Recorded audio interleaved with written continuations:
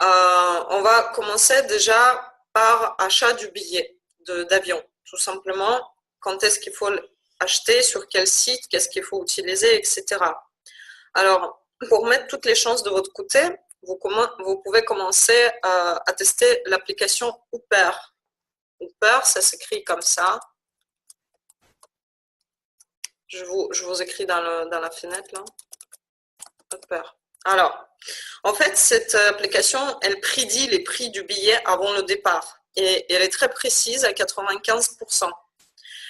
Elle vous explique si c'est le moment acheter ou pas, où il faut attendre, où il faut avancer, où c'est le meilleur moment d'acheter.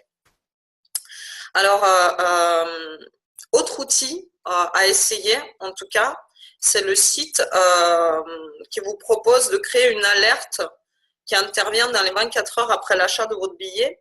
Et si jamais le prix a chuté, vous pouvez vous faire rembourser cette différence, qui n'est quand même pas, voilà, pas anodin. Donc ce site, je vous écris le nom.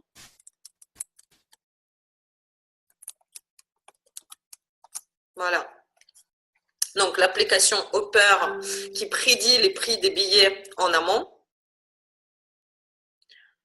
Et donc le site Yapta, c'est pour, si jamais vous avez acheté le billet un petit peu trop cher, si vous passez par ce site-là et vous mettez des alertes, vous rentrez le numéro de votre billet en fait. Vous avez acheté le billet, vous rentrez votre numéro et elle va vous alerter si le prix a baissé. Et donc, c'est très efficace, vous vous faites rembourser assez rapidement. Alors, quel est le meilleur moment pour acheter vos billets? En fait, selon, bien sûr, c'est toujours mieux de se prendre en avance le plus tôt possible, etc. En revanche, 56 jours avant votre départ, c'est le prix le plus bas. Le prix voilà, moyen sur tous les plans. Vous faites quand même entre 28 et 30% d'économie. Ok, Dave nous attend enfin. Très bien. Si vous réservez et que vous avez le temps, visez aussi les heures de nuit, les mardis et les mercredis de préférence pour partir. Votre voyage, c'est pas parce que vous vous connectez mardi pour acheter le billet qu'il va être moins cher. C'est votre jour de voyage doit être soit un mardi, soit un mercredi, et de préférence donc les vols de nuit dépassés. Le moins cher, évidemment, maintenant, c'est d'acheter sur Internet. J'utilise des sites comme Kayak ou Skyscanner de comparateurs de prix de billets aussi. Il vous donne un prix global. Alors, faites attention si jamais vous achetez des vols low cost ou charter, comme on dit, car le prix qui est affiché n'inclut pas ni les taxes, ni le prix des bagages. Il y en a beaucoup qui se sont fait avoir avec ça. Des comparateurs de prix de billets. Surtout pas acheter depuis Kayak ou depuis Skyscanner, où il y a de nombreux sites de même type. Bon, c'est les plus efficaces en tout cas d'après mon expérience. Il faut mieux se diriger vers le site d'émetteur du billet, de la compagnie. Par exemple, vous tapez Abidjan Pau et il vous donne plusieurs vols et correspondances possibles. Vous voyez le moins cher. Finalement, c'est peut-être un vol qui va être animé par 2 compagnies aériennes. Donc, attention aussi, faites attention à la correspondance, on va y arriver après. Donc, en fait, le but, c'est de trouver le prix le moins cher et puis aller sur le site de la compagnie aérienne pour acheter ce billet. Déjà, ça sera beaucoup plus simple au niveau de communication avec la compagnie aérienne si jamais il y a un retard d'avion, si jamais l'avion est annulé, ou jamais il y a un souci, etc. Et tout simplement pour se faire rembourser aussi, il faut mieux acheter directement à la compagnie. Il faut arriver à Pau pas plus tard que 17h. Évitez les samedis, dimanches et lundis. Pourquoi? Pour rentrer dans un appartement en France, il faut avoir une assurance signée. Nous, on anticipe pour vous les assurances logement. Mine de rien, il faut se présenter et vous amener physiquement à la banque pour que vous signiez les papiers, ils vous voient physiquement et que vous signez devant eux l'assurance. On récupère l'assurance avec vous et on vous fait rentrer dans vos appartements respectifs. Qu'est-ce qui se passe si vous arrivez samedi, dimanche ou lundi? Samedi, les banques sont ouvertes jusqu'à midi. Après midi, les banques sont fermées et lundi, c'est le jour férié pour les banques. Évidemment, dimanche, rien ne fonctionne, c'est le jour férié. Alors, Romaric pose encore une fois la question, où est-ce qu'on peut acheter des billets? Comme je vous ai dit tout à l'heure, je ne sais pas si vous m'avez attendu, les billets, il faut les acheter sur les sites web des compagnies. Mais je vous ai donné deux comparateurs de prix, Kayak et Skyscanner, qui vont vous trouver le billet le moins cher. Ce billet-là, vous pouvez le tester avec l'application Hooper, qui vous prédit à 95% le moment d'acheter et le billet le moins cher. Le site Yapta, c'est si jamais vous l'avez acheté trop cher, comme Angie par exemple, qui pense qu'il a acheté peut-être un peu trop cher, elle peut rentrer sur le site yapta.com et rentrer le numéro de son billet, mettre une alerte. Si le billet baisse de prix, vous allez être remboursé. Alors, correspondance ne veut pas dire décollage horaire. Je continue de répondre aux questions. Les correspondances, c'est quand vous prenez l'avion, vous prenez d'abord le vol international, c'est-à-dire d'un pays à l'autre. Par exemple, Côte d'Ivoire, France, ce sera Abidjan, Paris. Ensuite, vous allez prendre un vol interne, Paris-Pau. Ça s'appelle une correspondance. Et donc, la correspondance, il faut faire attention parce que les aéroports de votre arrivée et de votre départ avec le vol interne peuvent être différents. Il faut faire très attention de ne pas changer d'aéroport. Pour la plupart du temps, les vols d'Afrique subsaharienne arrivent à CDG, Charles de Gaulle, aéroport Charles de Gaulle. Les vols de Tunisie, Maroc peuvent parfois arriver à Orly, donc faites attention aussi. Donc le but, c'est d'arriver à CDG et partir de CDG. Pourquoi? D'abord, dans les correspondances, vous n'avez pas beaucoup de temps souvent. Vous ne connaissez pas la France, vous ne connaissez pas comment prendre des correspondances. Évitez des correspondances dans les aéroports différents. Deuxième chose, dans les correspondances, vous n'avez pas besoin de récupérer vos bagages en soute. On va y arriver encore une fois. Mais vos bagages sont transférés automatiquement. Troisième chose, dans les correspondances, il est beaucoup plus simple de s'orienter dans le même aéroport et changer de terminal pour un terminal régional que changer d'aéroport, effectivement. Évidemment, ils ont une correspondance pour Pau, comme je vous dis. Aucun avion va directement à Pau, à part le Marrakech, je veux dire, parmi les pays de ceux qui sont présents ici. Nous avons des vols directs pour Angleterre et d'autres pays, mais dans les pays des personnes qui sont présentes ici, il n'y a que Marrakech qui a le vol direct. Pour tous les autres, vous allez changer soit à Paris, soit dans un autre pays, dans une autre ville, où vous allez trouver peut-être moins cher le billet. Peu importe où elle va avoir votre lieu, votre correspondance, il faut que ça reste dans le même aéroport de préférence. Alors, si jamais vous n'avez pas trouvé de correspondance dans le même aéroport, on va en parler tout à l'heure, comment on prend les taxis les moins chers. Deuxième question, je pense réserver un billet de la Tunisie vers CDG, après le TGV. Zora, alors, il faut faire très attention parce que parfois, prendre l'avion et le train peut revenir plus cher finalement que prendre deux avions, surtout avec la même compagnie si vous prenez Air France. Il faut faire très attention. Pourquoi? Parce que la SNCF, c'est la compagnie des trains français, voilà, la compagnie ferroviaire, a des prix parfois exorbitants, surtout pendant la période de vacances, parce que c'est encore considéré comme la période estivale. Quand vous prenez deux billets d'un coup, c'est-à-dire dans le même voyage, vous prenez votre billet jusqu'à Pau, ça peut être moins cher. Donc, il ne faut pas avoir une idée que l'avion et le train, c'est moins cher. Il faut vraiment comparer. Et puis, le train, ça peut se relever compliqué parce que la SNCF, c'est-à-dire la compagnie ferroviaire française, est souvent en grève en France. Donc, la question, est-ce qu'on va être reçu en arrivant le week-end? Je répète encore une fois. D'abord, le dimanche, personne ne travaille. On ne pourra pas vous installer chez vous parce que les banques sont fermées.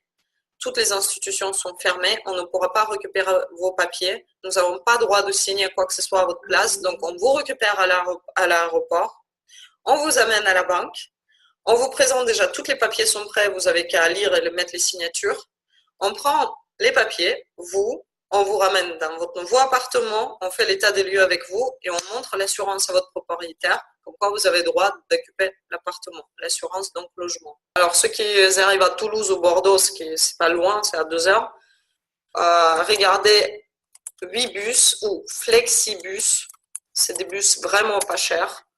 Et en 2 heures, vous êtes à Pau. Mais bon, attention, il faut sortir de l'aéroport, il faut trouver la station des bus, il faut donc se rendre en ville. C'est toute une aventure aussi. Entre le Blablacar, bien sûr, donc Jean-Noël me fait bien penser parler de Blablacar. Blablacar, qu'est-ce que c'est? C'est un service en ligne où les gens peuvent organiser le covoiturage. C'est-à-dire quelqu'un qui fait un trajet, par exemple, Bordeaux-Pau, Toulouse-Pau ou même Paris-Pau, bon, c'est un peu long quand même en voiture, propose des places à des prix vraiment symboliques. Pour 10 euros, vous faites Toulouse-Pau ou Bordeaux-Pau. En revanche, faire attention parce que pas tous les automobilistes autorisent des grands bagages. Et vous allez être bien chargé, je pense. Donc, il faut faire très attention à ça. Même Blablacar, effectivement, c'est une des solutions si vous n'arrivez pas loin. Si vous partez en train, renseignez-vous avant comment se rendre jusqu'à la gare de votre départ. En général, c'est Montparnasse, la gare Montparnasse pour le départ à Pau.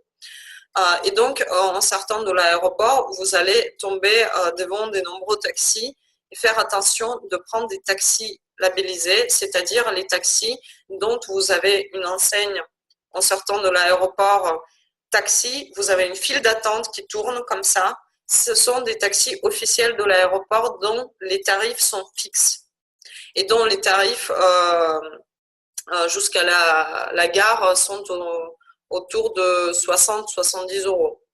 On a encore une question. Le moyen le plus rapide à arriver à Pau, c'est prendre 2 vols. 2 vols, parce que de Paris à Pau, vous avez 1 heure de vol. Ok, donc c'est bon. On passe à la question suivante. Donc il y a 2 types de bagages déjà. Il y a le bagage cabine, c'est-à-dire celui que vous prenez avec vous dans l'avion, et bagage en soute, c'est celui que vous enregistrez, c'est des gros bagages qui vont en soute de l'avion. Alors, qu'est-ce qu'il faut mettre, qu'est-ce qu'il ne faut pas mettre, on va en arriver. Alors, classe éco, j'imagine que bon, pour la plupart, ça coûte déjà assez cher tout ça, donc on prend la classe éco. Donc, vous avez droit à 12 kilos à prendre dans votre bagage cabine, plus un accessoire. Qu'est-ce qui est considéré comme un accessoire? C'est une sacoche d'ordinateur, voilà, un petit sac pour les filles, le sac à main en plus, un petit sac à dos, un manteau, un parapluie, ou vos articles que vous avez achetés dans le duty free. Duty free, c'est la zone détaxée pour acheter moins cher. Voilà. Cabine. Vous pouvez prendre en cabine, dans vos bagages cabine, vous pouvez prendre des liquides qui n'excèdent pas 100 millilitres. Les filles surtout, tout ce qui est produits cosmétiques, et même les garçons, hein, tout ce qui est médicaments, produits cosmétiques, tout ce qui est liquide ne doit pas dépasser 100 millilitres, c'est pas beaucoup, hein. Faites attention quand vous prenez vos affaires. Faites attention aussi si vous, imaginons, vous avez un parfum et il vous reste que la moitié. Mais la boîte de parfum, c'est 200 millilitres. Il vous reste la moitié. Logiquement, vous vous dites, ça fait 100 millilitres. Non, ça passe pas. Je me suis fait déjà piquer plein de parfums comme ça. Il faut vraiment que sur votre boîte de contenant, ce soit 100 millilitres. Tout ça doit être mis dans une poche plastique étanche dans votre bagage cabine parce que vous allez vous le faire ouvrir et fouiller. Voilà. Donc, médicaments. Si jamais quelqu'un a des médicaments en dehors du paracétamol contre le mal de tête ou des traitements à vie ou des médicaments sous prescription, surtout n'oubliez pas de prendre les prescriptions avec. Pour les bagages, encore une chose dont j'ai oublié de vous parler, évitez des bagages, le sac de voyage à coque dure. Elle va être cassée, quasiment à 100% sûr. Elles sont beaucoup plus lourdes. Donc, en fait, quand vous commencez à faire vos bagages, vous allez avoir rien que 3 paires de chaussures. C'est déjà au moins entre 5 et 7 kilos. Donc, ça va vite. Évitez des bagages lourds. Je vous conseille d'acheter des sacs en matière souple sur les roulettes que vous emballez ensuite à l'aéroport dans du plastique de protection. C'est la version la moins lourde, la plus efficace et la moins chère. Donc, qu'est-ce qu'il faut prendre avec soi dans les bagages cabine? Déjà, évidemment, votre chargeur de téléphone. Si vous pouvez vous procurer soit que votre carte SIM de votre pays fonctionne encore en roaming, c'est-à-dire à l'international, au moins la journée de votre voyage, ou se procurer d'une SIM temporaire et l'utiliser qu'en cas d'urgence. Si jamais vous n'avez pas réussi à vous procurer la carte SIM, juste pour cet appel-là, n'hésitez pas d'aller vers les gens, d'expliquer la situation et de demander de passer un simple appel. Donc, vous partez avec les numéros de Madame Servan et le mien notés dans vos portables. Demandez un certificat de naissance, des choses comme ça. Donc, n'hésitez pas vraiment à prendre tous les documents avec vous. Et surtout, plus tard dans l'été, vous allez recevoir le contrat étudiant qu'il faudra imprimer en 3 exemplaires, signé par vos parents, vos garants financiers en tout cas, et ramener ces 3 originaux avec vous. Très important, ne pas oublier un petit papier que l'ambassade va vous donner pour l'OFII. L'OFII, c'est Office d'immigration. C'est pour vous déclarer une fois que vous rentrez sur le territoire. Attention, vous avez seulement 7 jours pour vous déclarer votre arrivée en France. Ceux qui vont visiter d'abord leur famille ou passent par une autre destination française et n'arrivent pas directement à Pau d'abord, soyez conscient que vous avez 7 jours pour vous déclarer à la préfecture de Bordeaux, à l'OFII de Bordeaux, que vous êtes arrivé. Pourquoi Bordeaux? Parce que nous sommes dans la région d'Aquitaine. Bordeaux, c'est la capitale de la région d'Aquitaine. Dans les produits de première nécessité, bon, naturellement, brosse à dents, au moins une serviette, parce que dans vos appartements, même ceux qui ont des appartements meublés, il n'y aura pas de serviette de bain, de serviette de douche. Je pense que vous serez content de prendre une douche. Minimum d'outils cosmétiques, brosse à dents, un savon, quelque chose, voilà, pour la première nécessité. 2-3 affaires chaudes, même si en septembre, en général, il fait très beau encore. Vu le climat et les changements climatiques en ce moment, on commence à être un petit peu désorienté aussi. Vous aussi, et vous, surtout, vous arrivez dans un pays dont le climat est vraiment différent. Vous n'êtes pas habitué, rien qu'à l'acclimatation, ça peut vous rendre malade. Donc, sur ce qu'on évite de mettre dans les bagages cabines, la nourriture, tout ce qui est graines, tout ce qui est plantes, tout ce qui est batterie en lithium, les grosses batteries, tout ce qui est chargeur en lithium, vous savez, les chargeurs universels, des choses comme ça. Évidemment, les liquides au-delà de 100 millilitres. Et bon, évitez de prendre les mitraillettes, les bombes, tout ça. Enfin, ça sera plus sympa à passer le contrôle. Donc, on va arriver à l'étape des contrôles et tout ça. Et l'orientation dans l'aéroport, c'est le sujet suivant. Alors, est-ce que concernant les bagages, vous avez des questions? En attendant, je vais parler de ceux qui prévoient d'amener du hatsteké, du banane plantain dans les bagages, etc., que ce soit en soute ou avec vous. Ne faites pas ça, s'il vous plaît. À Pau, alors pour ceux qui sont maghrébins, naturellement savent qu'en France, les produits de nourriture maghrébine, il y en a plein dans les supermarchés partout, ce n'est même pas la peine. Pour tout ce qui est produit africain, nous avons 30 000 épiceries africaines à Pau où ils vendent du hatsteké, où ils vendent la semoule, ils vendent tout, vos épices, ils vendent tout. Est-ce que le nombre de kilos pour les bagages en soute varie selon les compagnies? Oui. Je vous donne des références standards des compagnies comme Air France, où c'est 23 kg en soute en classe éco et 12 kg pour le bagage cabine. Faites attention encore une fois à toutes les compagnies aériennes low cost qui vont vous demander de surpayer vos bagages en soute et qui admettent que 10 kg de bagage cabine. Vous pouvez prendre une petite valise à roulettes en cabine et plus un seul sac avec le PC dedans. Donc, soit c'est un sac PC, soit c'est un sac à dos dans lequel vous mettez votre PC. Soyez malin, mettez les sacs à dos pas très grands pour ne pas attirer l'attention. Mettez votre PC dedans pour justifier le sac à dos en se disant j'ai mon PC dedans. Et puis, bourrez-le de trucs lourds, en fait, pour économiser les kilos. D'ailleurs, sur le site de Air France, vous avez calculateur bagages. C'est-à-dire, vous rentrez sur le site airfrance.fr et vous avez calculateur bagages et vous mettez le classe dans lequel vous voyagez, votre destination d'où vous venez, où vous arrivez et vous calcule à quoi vous avez droit. On passe à l'étape suivante.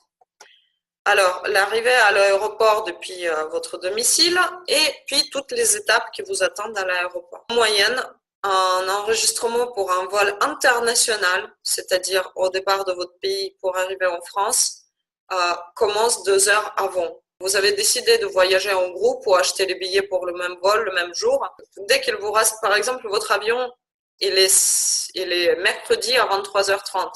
Donc, vous vous connectez sur le site de votre compagnie aérienne mardi à 23h30. Votre enregistrement doit être ouvert déjà en ligne. C'est là où vous pouvez choisir vos places pour voyager à côté et mieux vous positionner dans l'avion. Alors, pour les grands, visez les sorties à côté des, les places à côté de sorties de secours. En général, là, on a plus de place pour les jambes. Évitez l'aile d'avion parce que là, vous allez être embêté par le bruit de. L'essentiel que vous soyez dans l'avion déjà. Donc, du coup, 2 heures avant, l'enregistrement commence dans l'aéroport. Ou que si l'avion est à 10 heures du matin, il faut partir à 7 heures du matin.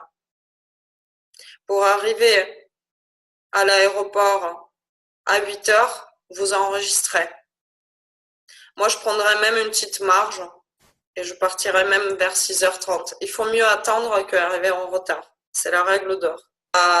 Une petite recommandation, quand vous partez en voyage, les garçons, évitez tout ce qui est ceinture à boucle métallique. Les filles, tout ce qui est bracelet, tous les objets métalliques qui sont sur vous, évitez les mettre sur vous ou dans votre sac à dos ou des choses comme ça. Vous allez être embêté parce que vous allez passer 30 000 contrôles. Maintenant, il y a beaucoup de contrôles dans les aéroports. À chaque fois, vous serez obligé d'enlever tout ça. Donc, ça vous fait économiser du temps et moins de stress. Alors, vous entrez à l'aéroport. En général, même avant de rentrer dans la salle d'enregistrement, vous avez un grand tableau d'affichage. Où cherchez alors ce tableau d'affichage avec plein de destinations et des numéros en face. Vous cherchez la destination, vous ne cherchez pas Pau, vous cherchez votre première destination de vol international. Vous cherchez Paris, pour ceux qui vont à Paris, ceux qui vont changer à Francfort, Toulouse, imaginons, vous cherchez destination Toulouse. Donc voilà, votre première destination. Vous regardez la porte d'enregistrement. Imaginons que c'est le 25. Vous vous rendez donc à l'accueil numéro 25 pour enregistrer vos bagages. Et si vous ne vous êtes pas enregistré en ligne avant, vous vous enregistrez sur le vol. Imprimez votre petit billet électronique quand même et l'avoir sur vous parce que certaines compagnies aériennes ont souvent des bugs dans leur système et ils ne vous trouvent plus que vous êtes enregistré sur le vol, que vous avez acheté le billet. Donc, ayez toujours billet imprimé sur vous. Ils vont vous demander d'enregistrer vos bagages en soute. C'est là où, en gros, on donne les plus gros sacs avec toutes les affaires, etc., les fameux 23 kilos. N'oubliez pas de noter votre adresse sur une petite étiquette que vous mettez sur votre bagage, que vous mettez en soute, de préférence sur tous les bagages. Si jamais vous le perdez, il sera livré à l'adresse que vous avez indiquée. Donc, ce n'est pas l'adresse à la maison à Abidjan ou à Douala, hein, c'est l'adresse bien à Pau. Vous entrez donc ensuite, vous êtes enregistré, on vous donne le billet et vous devez partir dans la zone d'embarquement. Vous allez passer par la douane et le contrôle, de nombreux contrôles d'ailleurs, de passeport et de visa. Au moment de passage de vérification de visa, on va vous demander, peut-être pas toujours au départ de vos pays, mais surtout à l'arrivée en France, pourquoi vous arrivez en France. Donc, vous répondez tout simplement, je vais faire mes études. Vous ne rentrez pas dans les détails, vous ne discutez pas. Plus vous discutez, plus il va y avoir de questions. On va vous demander de poser vos doigts sur un petit appareil qui va scanner en fait vos empreintes digitales. Ne pas avoir peur, vous mettez 2 pouces, 2 indices, c'est tout. Ensuite, après avoir passé le contrôle de passeport, vous arrivez dans une zone où on va maintenant scanner et voir si sur vous, vous n'avez rien et si dans vos bagages, il n'y a rien de dangereux. C'est là où on risque d'enlever tous les liquides au-delà de 100 millilitres, tous vos cosmétiques, etc. Alors, tout le monde, garçon comme fille, pour le voyage, évitez des talons. Enfin, pour les garçons, il y a parfois des talonnettes ou des chaussures à une petite talonnette. On va constamment vous demander de les enlever parce que ça sonne dans les portiques. Mais dans votre billet, vous allez avoir le numéro de vol après, par exemple, une lettre, un chiffre. Voilà, ne pas confondre la porte avec le siège. La porte n'a pas de lettre, le siège a une lettre. Alors, arrivé à Pau. Imaginons que vous arrivez à Pau, à la gare, à l'aéroport ou à la station de bus si vous prenez le bus Flexibus ou à une station Blablacar. En fait, il y a les repères Blablacar. Donc, si vous ne voyez pas moi, Madame Servan ou une de nos collègues avec la pancarte, avec votre prénom, vous restez sur place, vous ne bougez pas. Soit on ne s'est pas encore trouvé, soit on va venir vous récupérer, peut-être il s'est passé quelque chose, etc. Surtout, vous restez dans le hall de l'aéroport, dans le hall de la gare ou à côté de, vraiment sur l'arrêt de bus ou l'arrêt de Blablacar. Donc, on ne bouge pas. Attention, j'arrête de répondre à des questions, on passe au sujet suivant. Donc, j'arrête de répondre aux questions, on va revenir aux questions tout à l'heure. Donc, quelque chose de très important. Dès que vous avez enfin acheté votre billet, la toute première chose à faire, prévenir Madame Servan par mail. Donc, du coup, dès que vous avez pris votre billet, vous devez prendre votre petit billet en photo ou si c'est votre billet électronique, envoyer à Madame Servan par mail. Dans votre billet, on va savoir si vous avez une correspondance à Paris, si vous reprenez le train, comment vous voyagez et si jamais vous êtes perdu ou quoi que ce soit, ça nous permettra de réagir rapidement. À partir du moment où vous avez pris vos billets, vous avez envoyé le billet à Madame Servan. Deuxième chose, de suite, vous prenez le rendez-vous avec le propriétaire de votre appartement pour faire l'état des lieux le jour de votre arrivée. Rajoutez en moyenne 2h30 après votre arrivée à l'aéroport. Et s'ils ne sont pas là pour vous ouvrir l'appartement, faire l'état des lieux et vous remettre les clés, vous allez dormir dehors ou à l'hôtel au mieux. Ceux qui sont locataires et ont déjà leur appartement à Victoria via Next City.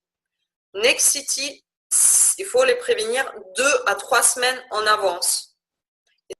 N'oubliez pas, si vous correspondez par mail avec votre propriétaire privé ou avec Next City, ou voilà, mettez toujours Madame Servan en copie de tous vos échanges, de tous vos mails, pour qu'elle puisse toujours être au courant de ce qui se passe et si jamais intervenir, assister, prévenir, etc. Deuxième chose, la carte SIM téléphonique. Je disais que nous, on a négocié des tarifs sans abonnement, c'est-à-dire que vous pouvez couper votre abonnement ou le changer à tout moment en conservant le numéro, mais on préfère de vous fournir la carte SIM à l'arrivée pour que vous puissiez être joignable rien que le premier mois, le temps que vous prenez vos repères en France, et après vous prenez le temps de comparer ce que vous voulez prendre comme abonnement. Y compris pour l'assurance logement, là c'est obligatoire. Donc, vous cochez quand même la case logement. Alors, est-ce que jusque-là, vous avez des questions? La compagnie des télécoms, alors nous, on travaille avec la banque partenaire CIC, c'est la seule qui accepte d'ouvrir les comptes sans les personnes en place, etc. Enfin, bref. Et c'est avec eux qu'on passe pour la téléphonie. Je ne sais plus de quel opérateur exactement s'agit-il, vu qu'ils sont revendeurs. Après, une fois que vous serez en France, vous allez avoir le choix des opérateurs. Vous pourrez changer tranquillement votre opérateur à n'importe quel moment. La banque là, elle connaît déjà les étudiants étrangers. Voilà. C'est-à-dire, nous aussi, on travaille avec des services où vous allez être bien accueillis. Laura demande, elle a un contrat de location qui commence le 20 août. Est-ce qu'elle doit payer tout le mois? Vous commencez la location le 20 août, c'est-à-dire c'est calculer les 10 jours du mois en fait que vous devez payer. Or, Zora, attention, parce que si vous n'avez pas eu de cautionnaire, je crois que c'était votre cas, on vous demande souvent de payer une caution en plus et donc le mois entier. Il ne faut pas s'étonner, vous n'aurez pas d'électricité le premier jour d'arrivée parce que c'est impossible sans votre présence physique d'ouvrir les compteurs, mais on va vous assister là-dedans. Donc, vous pouvez prendre une petite bougie avec vous pour l'histoire de mettre une ambiance romantique tête à tête avec vous le jour d'arrivée. Bon, c'est pas toujours pareil. Ceux qui sont à Victoria, vous n'aurez pas de problème. Résidence Victoria, car c'est une résidence collective. Je voudrais juste revenir à la question de location, surtout pour les derniers, les nouveaux qui ont confirmé leur inscription et qui vont confirmer leur inscription bientôt. Donc, Madame Servan, elle assiste beaucoup d'étudiants sur les logements. il faut savoir qu'elle vous envoie un mail avec les documents à préparer pour constituer votre dossier du locataire. Le temps que vous n'avez pas préparé ce dossier en entier, on ne commence pas les recherches de logement. Pourquoi? On prend le contact avec le propriétaire, on négocie tout pour vous et derrière, le dossier n'est pas prêt. Le propriétaire n'est pas censé de vous attendre. Il a 30 d'autres propositions autour de louer son appartement. Donc, il va louer l'appartement à celui qui était prêt le premier. Donc, ça veut dire qu'on a fait tout le travail pour rien et vous, vous allez être déçu. Donc, du coup, d'abord, on prépare toute la pile de papier, voilà, pour donc louer votre appartement et après, on passe à l'étape location. Soit vous pouvez trouver le logement sur le Studapart, notre plateforme en ligne, soit ce que Madame Servan propose, soit sur le Bon Coin, le site aussi où vous pouvez trouver des annonces des propriétaires privés. Voilà, c'est tout ce que je voulais vous raconter ce soir. J'espère que c'était utile pour ceux qui ont beaucoup de bagages en cabine. C'est-à-dire vous avez la veste, plus le sac à dos, plus une petite bagage à roulettes et votre numéro de siège il est bien au fond de l'avion. Petite astuce, essayez de rentrer dans les premiers, mettre votre veste et votre sac à dos tout de suite à l'entrée de l'avion. Vous avez là-haut, là, pour mettre vos bagages, la place pour mettre vos bagages. Mettez-le tout de suite à l'entrée, comme ça vous ne l'avez pas à trimballer depuis le fond de l'avion jusqu'à la sortie quand l'avion va atterrir et taper tout le monde avec les sacs, vous faire mal, etc. Alors, Marie-Gabrielle, Angie, vous, c'est pas Uber où il faut aller, vous, c'est sur Yapta. C'est Yapta qui va vous prévenir si le prix de votre billet a baissé. Uber, c'est une application qui va vous dire selon votre destination, votre départ et destination, quel est le moment le moins cher pour acheter. Shaima, vous, le tarif ne va pas changer parce que pour Marrakech, il n'y a qu'une seule compagnie aérienne, Air Arabia, qui l'assure. Donc, ça ne vous concerne pas. N'hésitez pas à vous acheter, si ça ne coûte pas cher, hein, des petits coussins parce que le vol, franchement, ce vol, il est fatigant, il est épuisant. Et vous serez arrivé pas en compote totale en moins. Essayez de mettre des vêtements vraiment à l'aise pour voyager. C'est pas le moment de se préoccuper de son apparence esthétiquement parlant. Mettez-vous plutôt à l'aise. Pour ceux qui ont les phobies d'avion, tapez sur Google site phobie d'avion. Vous avez plein de conseils sur la respiration, sur des astuces à avoir. Il y a aussi des calmants. Ne prenez pas trop de calmants, l'histoire d'être réveillé à l'arrivée quand même. Vous pouvez aussi, à l'arrivée dans l'avion, d'appeler une hôtesse et lui dire que vous avez peur d'avion. Parfois, il peut vous donner, surtout chez Air France, je sais qu'il donne des petites sucettes avec des calmants pour vous faire dormir durant le voyage. Voilà, peut-être les questions vont encore venir, mais c'est vrai que les années précédentes, je pensais que prendre un avion, c'est naturel pour tout le monde, mais en fait, non. C'est vrai que je fais énormément de vols, donc du coup, je n'y pense pas. Mais sur la promo précédente, on avait quelques perdus entre les correspondances. On avait un gars qui a fait tout un scandale parce qu'il voulait récupérer son bagage en soute dans la correspondance alors qu'il est déjà parti à Pau et pas lui, du coup, parce que la police l'a arrêté.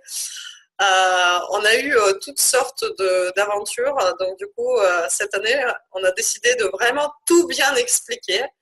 On a quelques-uns qui ne savaient pas lire les tableaux d'affichage en arrivant dans l'aéroport pour comprendre où ils partent. Ils cherchaient Pau. Sans trouver Pau, ils sont partis, j'en sais rien où.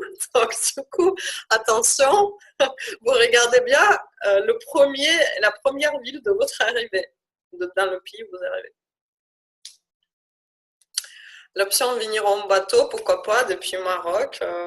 Vous arrivez à Marseille ou à Toulon et après vous galérez avec les trains et les blablacar.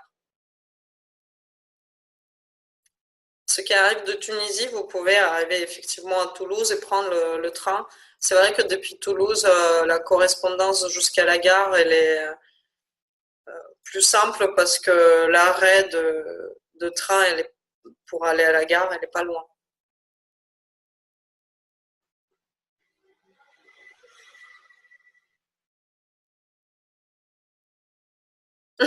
L'adresse code de Madame Nivard quand elle... Alors, la question, j'aimerais savoir le dress code de Madame Nivard quand elle viendra me chercher, je serai plus rassurée. Nous n'avons pas de dress code, vous voyez, moi je suis en t-shirt for Tomorrow Wars. Elle, on n'a pas de dress code obligatoire, donc déjà Madame Servan, je pense que vous avez vu sa photo sur Facebook, vous avez vu sa photo sur WhatsApp, et puis nous, on imprime une feuille avec votre prénom, voilà, on vous attend. En général, nous, on vous connaît déjà visuellement à force de regarder vos photos. Alors, le sondage, je vais le faire sur Facebook pour le hymne de la semaine d'intégration. Les enfants, à bientôt. On se dit à bientôt sur WhatsApp, sur les réseaux. Et puis Facebook, donc ESCPO, for Pastoral Students. Et on va voter là-bas. Sur ce, je vous remercie pour votre présence. Et je vous dis au revoir.